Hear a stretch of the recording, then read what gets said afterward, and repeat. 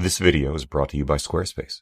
From custom domains to beautiful websites using their easily customizable templates that you can have up and running in minutes, e-commerce, email and email marketing, SEO, analytics, and scheduling, Squarespace does it all and has done it for us for the last 6 years. If you are a small to mid-sized business in any industry, Squarespace is the place to go for all of your website needs. Hop over to www.squarespace.com/Hugh for a free trial. And if you like what you see and want to move forward, receive 10% off your first order by using the discount code Hugh at checkout. Thanks, Squarespace.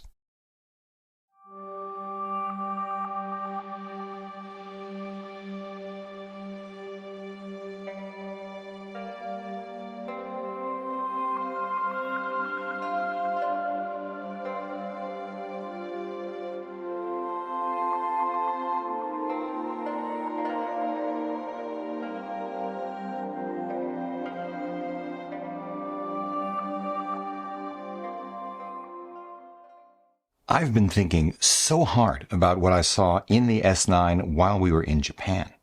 On the plane coming home, almost every waking hour since we've been home, that I smell smoke.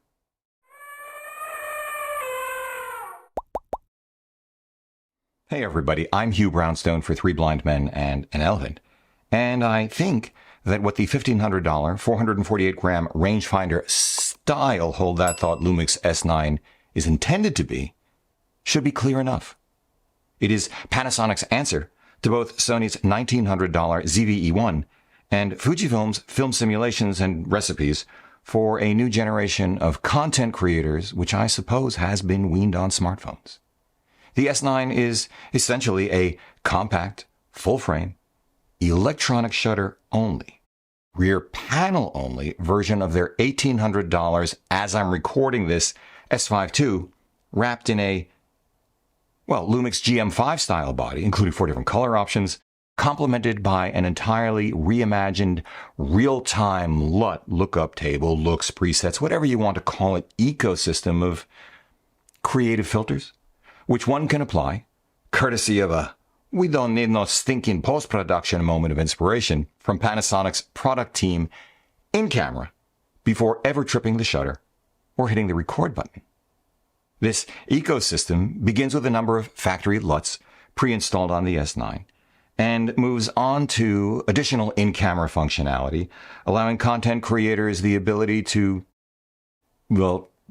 create and save and apply their own custom LUTs to their imagery, as I just said, in camera, and an ever-growing online catalog of LUTs to which one can contribute or from which one can download the works of others, all of which is tied together by an entirely new and ambitious smartphone app called Lumix Lab, those LUTs activated in camera via a new dedicated LUT button on the rear fascia. Oh, and Panasonic announced a couple of new lenses to go with it. Hold that thought. But I absolutely know what I wanted the S9 to be and can imagine what it might become. Less certain about everything else, and there's the rub. In spite of the fact that I am uncertain that the trade-offs and priorities Panasonic established to get the S9 to market best serve their near-term ambitions for it, hold that thought too, in spite of the fact that the absence of an EVF was a big deal for both Claudia and me, although, fair enough. I, in particular, clearly do not fit their target audience profile. I mean, first look at the launch video, then look at me. Consider that the only camera colors for me are black or silver. Know that the only film simulation I have ever used with any frequency is Across. Across? After all these years, I still don't know. Contrary to the very essence of LUTs, I am less interested in having a consistent visual style than I am in the substance of every frame I shoot or clip I record, and I let each one tell me what it needs in post. B, I am not privy to Panasonic's unit sales, gross revenue, and margin targets, any internal metrics for that matter, intellectual property rights, core competencies, yada yada. And C, I make no pretense at being able to fully put myself in anyone else's shoes. The results we got with the S9 exceeded my expectations for it, once each of us actually got our hands on one and used them out on the streets of Osaka and Kyoto. As both our location shooter and photographer in her own right, Claudia quickly adapted to the camera and achieved excellent results for video and stills with it. I, however, said that, and refusing to use it for anything but stills, save for a short digression in a Japanese tea house.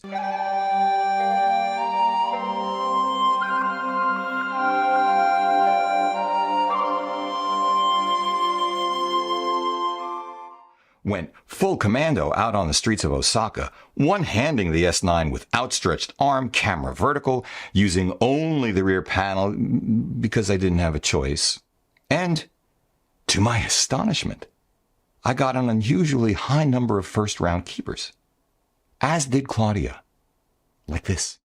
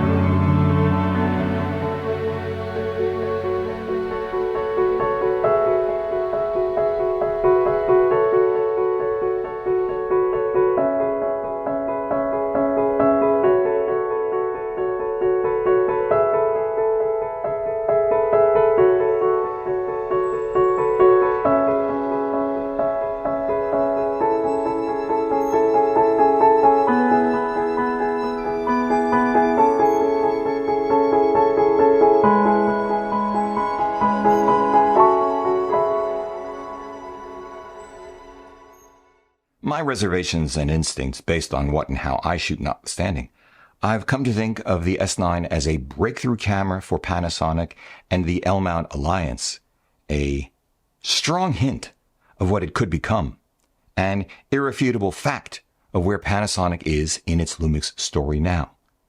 Call it, the beginning of a new chapter. Still, the competition from smartphones alone in the next-gen content creator space, even as they are today. And, of course, from dedicated cameras, most especially from segment leader Sony's APS-C and full-frame ZV series, is formidable. So, let's get into it. First, to begin with what should be obvious, the OpenGate 6K sensor, the processor, and the autofocus performance of the S5 II, from whence the S9 comes, are well proven and excellent.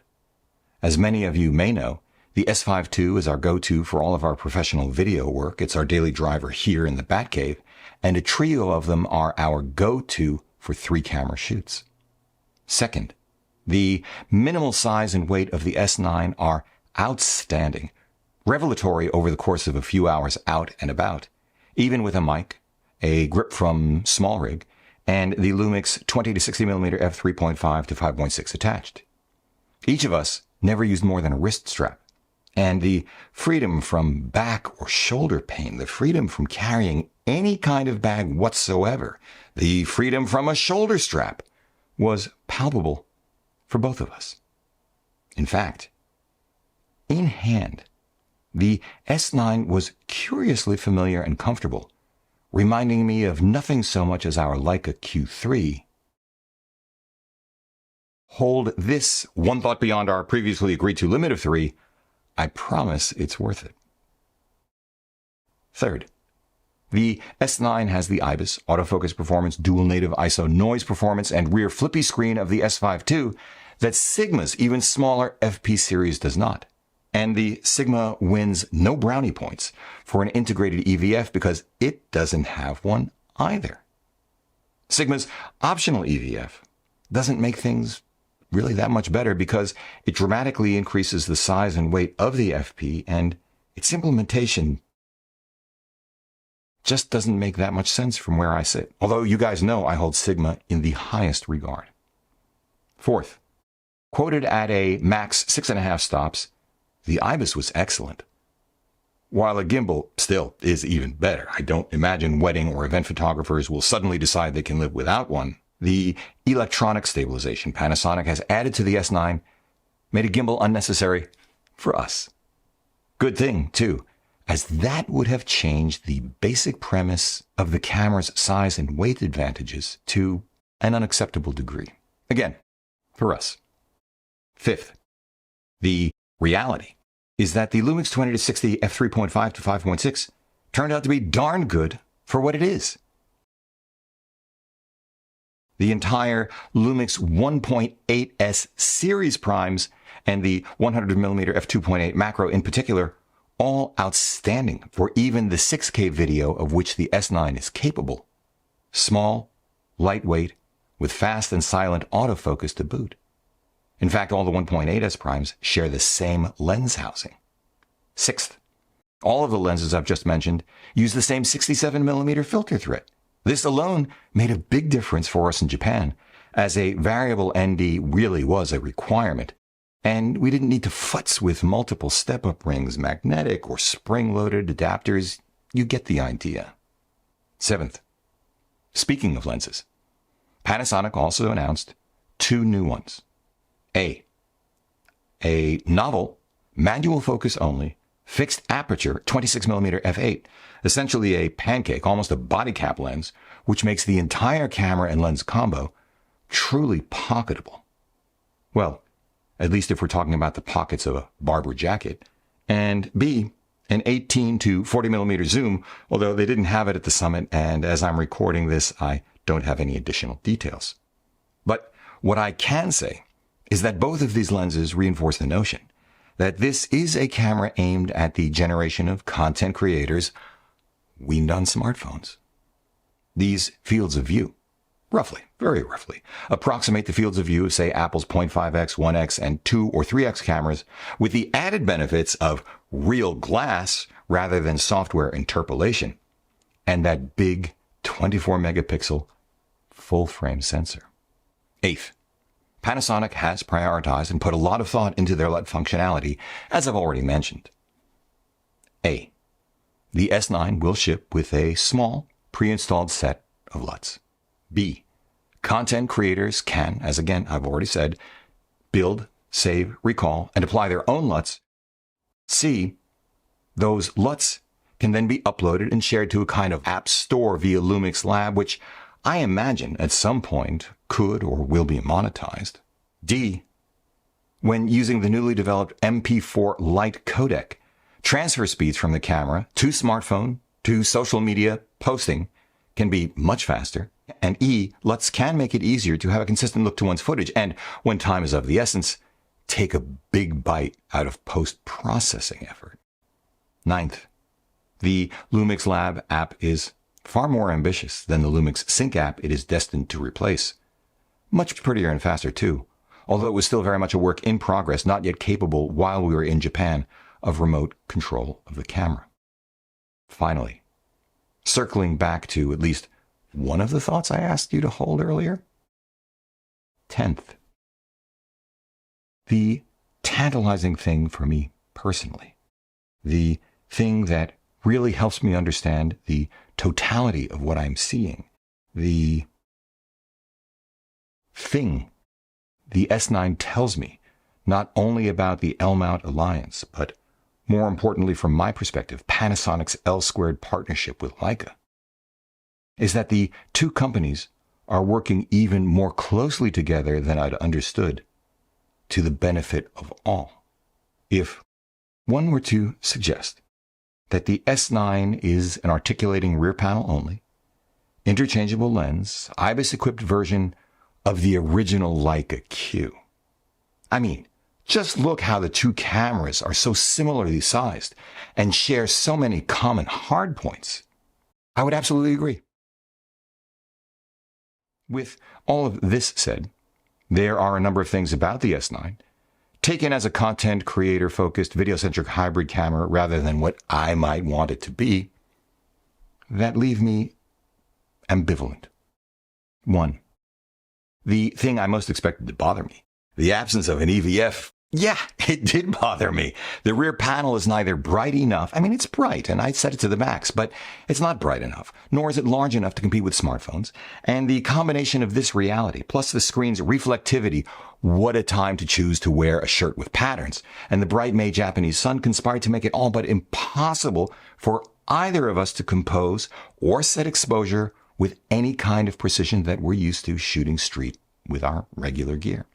Claudia and I found ourselves literally ducking into the shade after every shot sequence to check that we'd gotten it right while we were still in a position out in the field to reshoot if necessary. You know, as we were packing for the trip, it never occurred to me to bring my Atomos Ninja 5. But that's what it would have taken from me otherwise to feel at ease.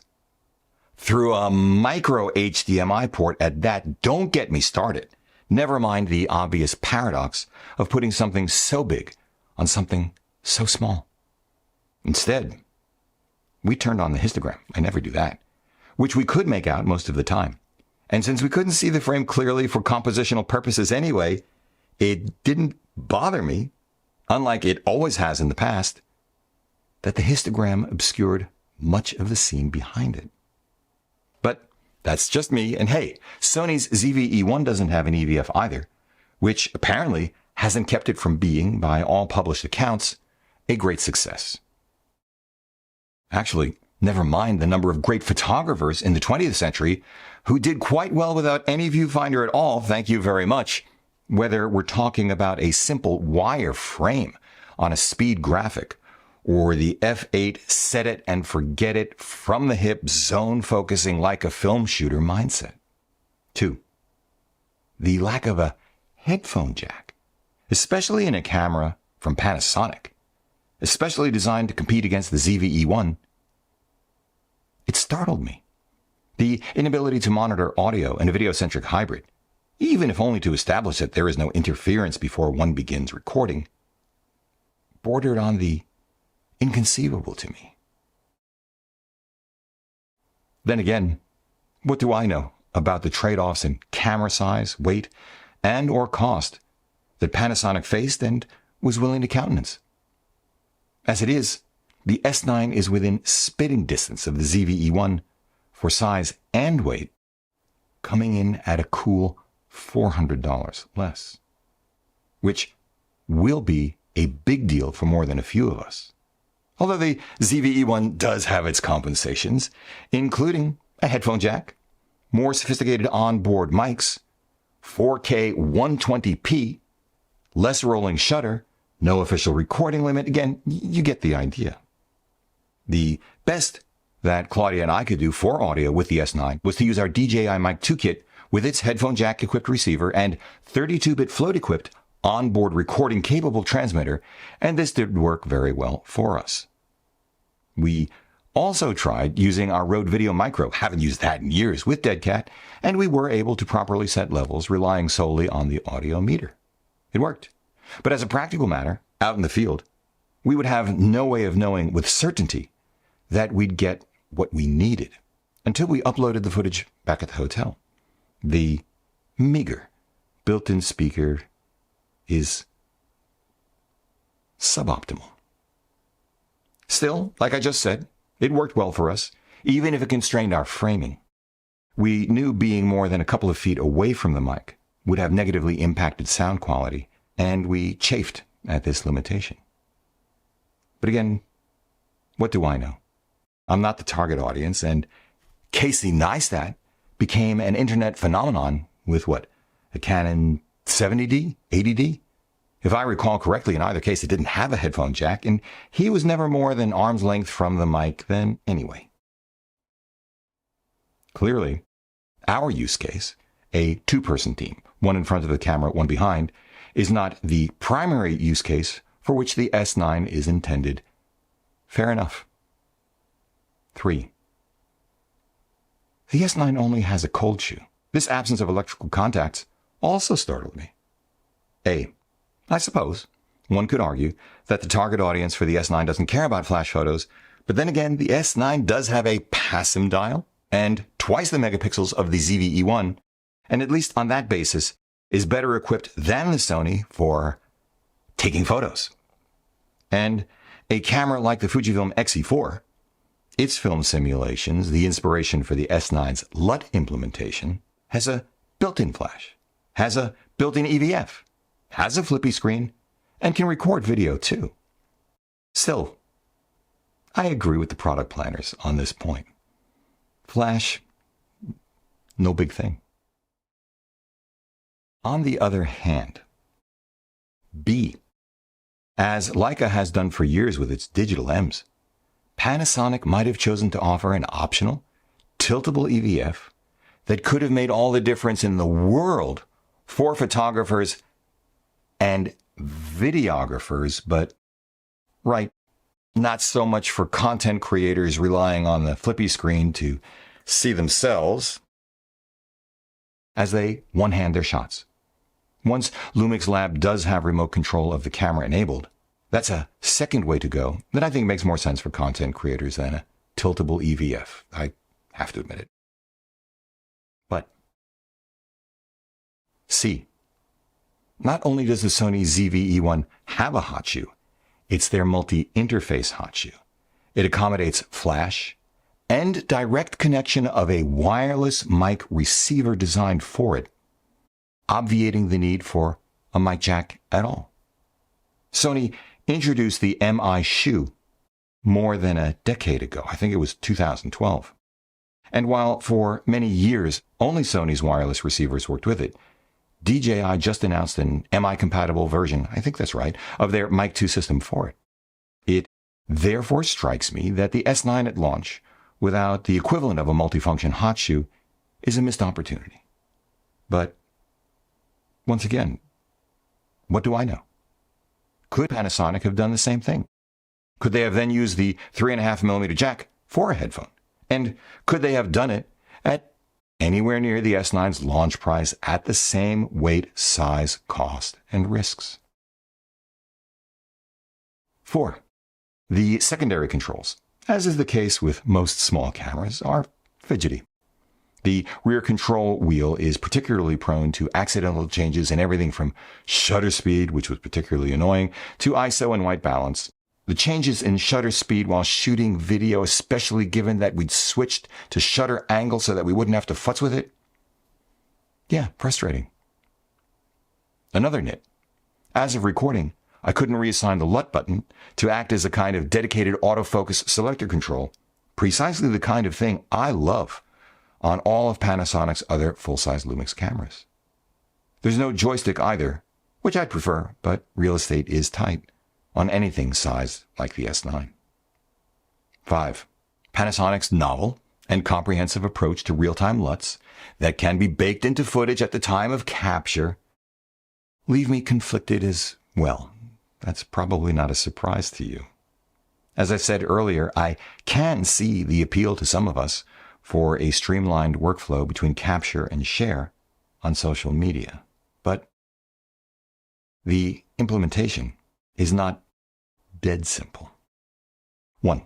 Claudia and I were initially stumped after she had downloaded a LUT to test. That process, to be fair, was very easy, very smooth. We were very impressed.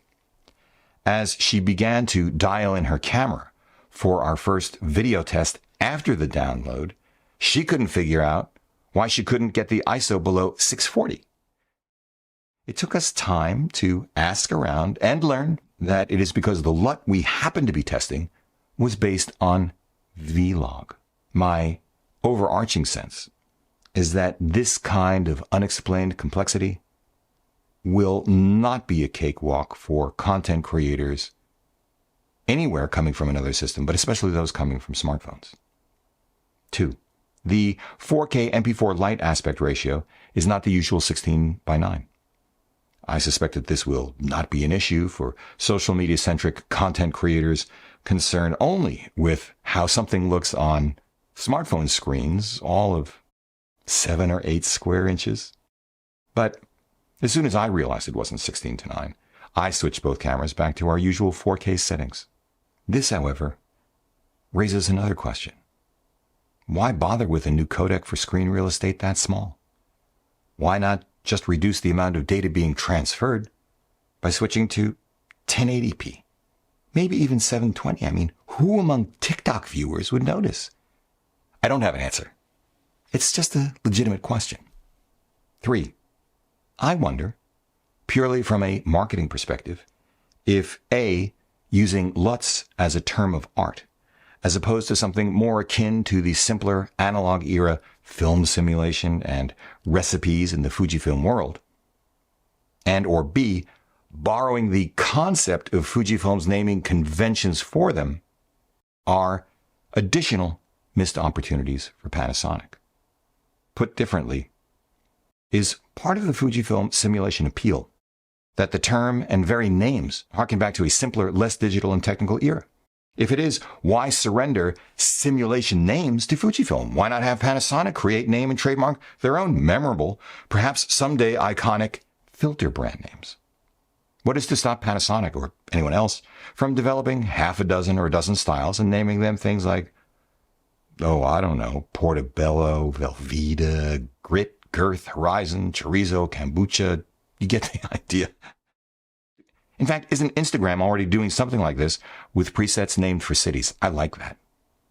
Although Paris doesn't look anything like Paris. Just saying. 6. Let's turn to the 26mm f8 for a moment, because while I applaud the out-of-the-box thinking that went into it, I'm just not sure how appealing it will be to a, once again, weaned-on smartphone generation of content creators or people discovering film cameras for the first time. A, there is no depth of field scale on the barrel, which, on the one hand, makes a certain amount of sense because it's such a tiny lens, and it is, after all, one focal length, fixed aperture. On the other hand, there's no electronically displayed depth of field scale available on the rear screen either. And because depth of field does change as a function of distance and field of view, not just aperture, the notion of quick f8 set it and forget it zone focusing is actually out of the question. You can't set what you don't have. Which, one could argue, and I'd be inclined to agree, kind of defeats one of the major premises of the lens.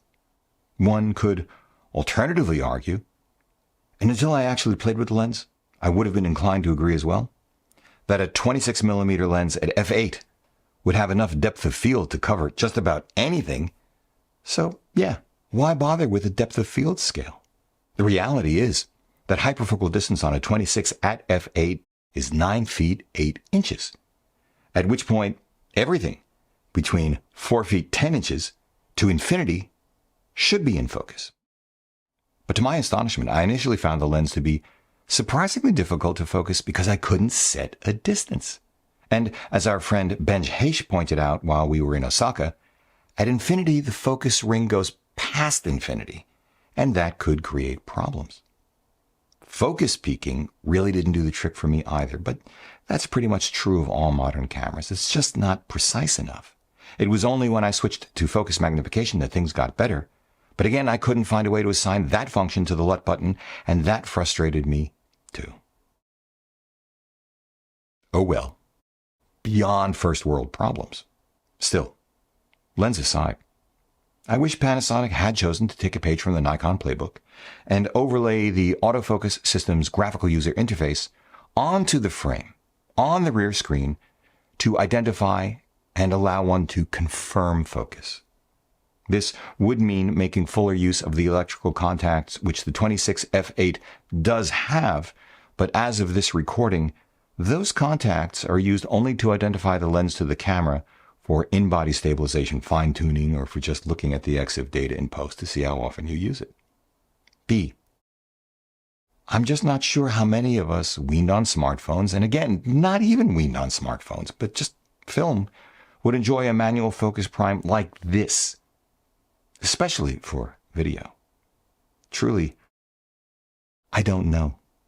What I do know is that for me personally, it is neither as precise nor enjoyable in hand as an old school Leica M or Canon FL or FD or any of those manual focus lenses from that era, not remotely as convenient or useful, say, as the announced but not yet available 18 to 40 autofocusing zoom, not nearly as assured of a positive outcome as a smartphone. Finally, 7. The one thing that neither the S9 nor any other dedicated camera currently in the content creator space fully addresses is a modern smartphone-style user interface, UI.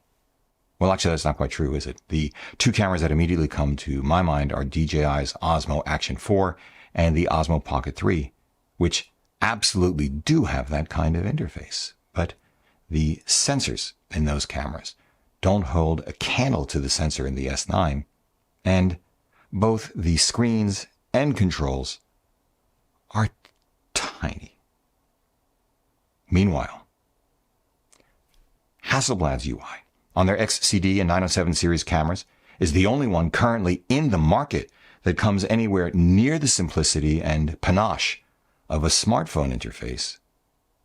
But of course, those systems are anything but content creator tools. And while Leica's APS-C TL2 was not considered a content creator tool per se back in the day, its graphical touch interface was revolutionary at launch, was aimed at smartphone users, and now seems even farther ahead of its time. Someone, somewhere, ought to look into that. Even though, right, it didn't live up to the ambitions for it, and was discontinued. All of which is a long way of saying, I wonder to what extent the distance from our current 1980s era dedicated camera menu systems to a modern style UI may hinder the target audience's adoption of the S9. Just one more question to which I do not have an answer. Two details I forgot to mention earlier. One, the S9 has only one card slot, which doesn't matter to me for this camera at all. And two, the S9 is constrained to 15 minutes of recording time, but this doesn't matter to me in this case either. That's because both are overkill for TikTok or Instagram Shorts, and you already know what I think about those platforms anyway. Average viewing duration on these platforms? 3 seconds. I doubt TikTok and Instagram Shorts creators will be bothered by either limitation.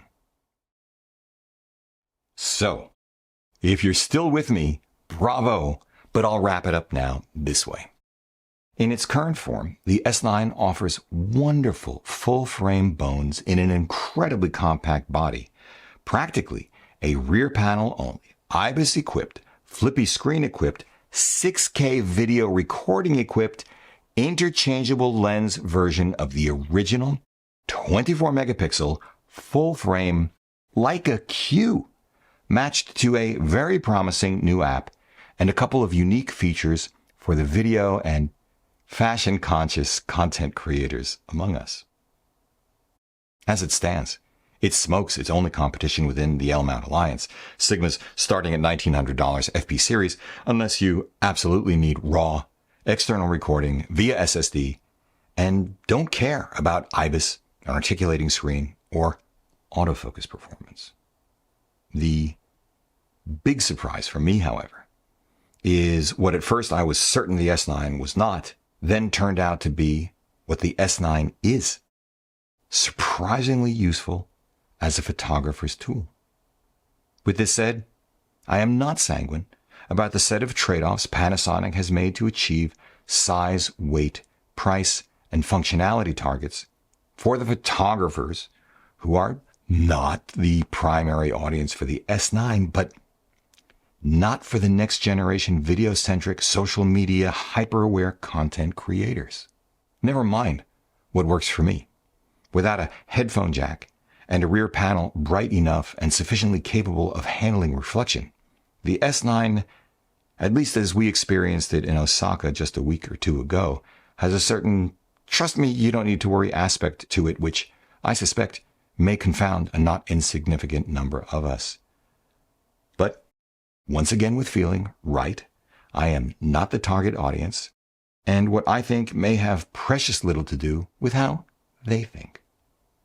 Interestingly enough, as I record this, however, the distance to an S5 II, currently on sale at $1,800, from an S9 is $300. The S5 II may still be too much money for some of us, too large and heavy for some of us, but what one does get for that extra $300 is quite significant. If a full-sized camera just doesn't do it, fair enough. Some of us may turn instead toward other dedicated camera options, from Sony's $800 APS-C ZV-E10, bundled with a 16 to 50 millimeter lens, to Fujifilm's APS-C $1,300 XS20, or just announced $1,400 X-T50, or of course Sony's $1,900 full-frame ZV-E1, maybe a used Sony A7C. Some content creators may choose instead to stay pat with their smartphone or action cam. I understand. Cameras like these are by far the easiest and smallest tools to get fit-for-purpose picture and audio quality with the least effort. Although, personally, I'm trying a variety of approaches short of attaching my Atomos Ninja 5 to the S9. In addition to the Axoon CMO I already have for use with my iPhone 14 Pro, I've ordered and am awaiting the arrival of sun hoods, plural, and anti-glare screen protectors, plural, for my iPhone and the S9's rear panel, although none of those are specifically labeled for the S5 II. I think the ones that are labeled for Sony A7C ought to be close enough. In the meantime, it would be great if Panasonic either decided to include these things with the S9 or offered an aftermarket kit for it. And what about that USB-C charging port as a possible solution to the missing headphone jack? Could Panasonic make it pull double duty, as Fujifilm already does, with nothing more than a firmware update to allow the proper use of a USB-C to 3.5mm headphone jack adapter? This is not possible on the S9 at the moment. I tried. In the meantime, DJI's Osmo Action 4 has a wireless receiver now built in, and I really wish someone would do the same in the full-frame space. But say it with me now, Casey Neistat did more than most of us ever will with far less capable gear. Of course, as always, your mileage may vary. That's fine. And for people who are not like me, the S9, as is, just might be a killer set of trade-offs, fit for purpose as a content creator tool, and a gateway to the full-frame L-mount Alliance lens ecosystem, a catalog no smartphone can touch. Quite possibly, a modern poor man's interchangeable lens Leica Q. Like I said, lots to think about, and kudos to you, Panasonic, for giving us this camera and the mental pabulum that goes with it. This video is brought to you by Squarespace. From custom domains to beautiful websites using their easily customizable templates that you can have up and running in minutes, e-commerce, email and email marketing, SEO, analytics, and scheduling, Squarespace does it all, and has done it for us for the last 6 years. If you are a small to mid-sized business in any industry, Squarespace is the place to go for all of your website needs. Hop over to www.squarespace.com/Hugh for a free trial, and if you like what you see and want to move forward, Receive 10% off your first order by using the discount code HUGH at checkout. Thanks, Squarespace. If you like what you've seen here today, please give a thumbs up, subscribe to the channel, join the conversation in the comments section below because this is an exceptional audience. If you'd like help with a portfolio review, gear selection, finding or honing your artistic voice, sign up for a one-on-one mentoring video call via Zoom at 3bmep.com/booking. Finally, please consider supporting our work by using the no-cost-to-you affiliate links down below, sending us coffee money via PayPal, or most especially, joining us on Patreon, links down below as well. However you choose to support us, as always, we thank you for it.